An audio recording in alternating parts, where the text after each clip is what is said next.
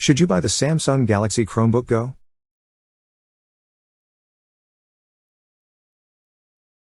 Maybe this is what you're looking for, but it's not the best performer and the screen is deplorable. It's been a roller coaster reviewing the Samsung Galaxy Chromebook Go. One big lift hill, one short drop. This looks very good on the surface if you ignore the hulking bezels. Chromebooks usually have smaller screens, but this one has a 14-inch screen. It has a black interior and a silvery exterior. The phone has plenty of ports, including one that lets you put in an LTE SIM and go online anywhere. Our first impressions were pretty good. What can go wrong?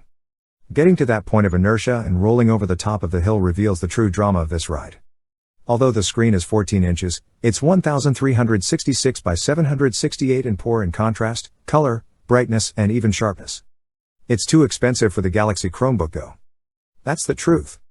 His model, which has LTE connectivity, locked to AT&T in the US, and open elsewhere, tries to convince you to pay $350, £399, around $555 Australian dollars, for a laptop that doesn't quite measure up, at least, outside of its connectivity and its slightly bigger than average 14-inch display.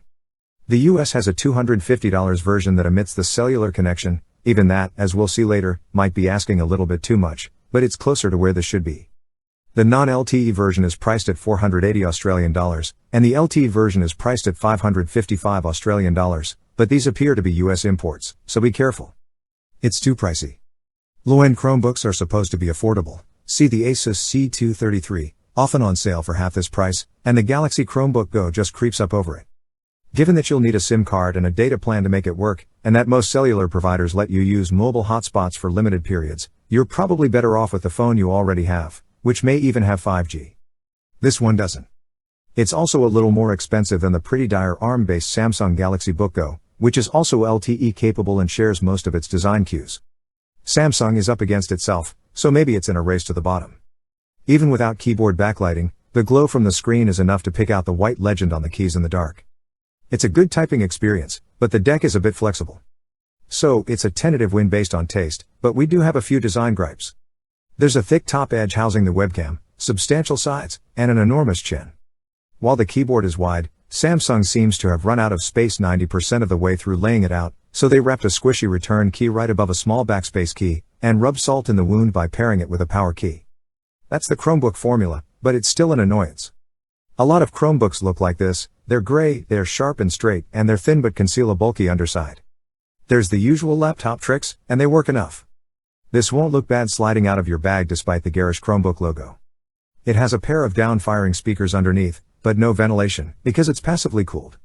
There's a fair amount of heat dissipation tech here, but it doesn't feel too heavy. Samsung Chromebook Go is a Chromebook and one of the cheapest. If that's all you want, there are plenty of options out there if you want raw power. It'll stream media side by side in several browser windows, for instance, and it can handle Twitch Squad streams well. The Google Suite and Office 365's online tools opened up fine, too. Let's compare it to its closest cousin, the Windows on ARM Samsung Galaxy Book Go. This is better on browser performance. There's also not enough RAM in the Galaxy Chromebook Go. Sure, you can push it, and 4 GB is more than many Chromebooks get, but it's still not enough to counteract Chrome's legendary memory management. We're not surprised, it's a Chromebook on the lower end, so you should expect that kind of performance, but we weren't thrilled. We got quite close to Samsung's 12-hour battery claim in our battery test, at a hair under 1120. Intel Celeron Insist is a super efficient chip, even when you're pushing it. Over a few days, the Galaxy Chromebook Go didn't require much plugging in.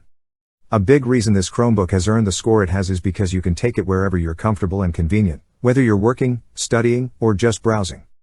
Regardless of what we've said about the price-to-performance ratio, you might want to pick this up just for its longevity.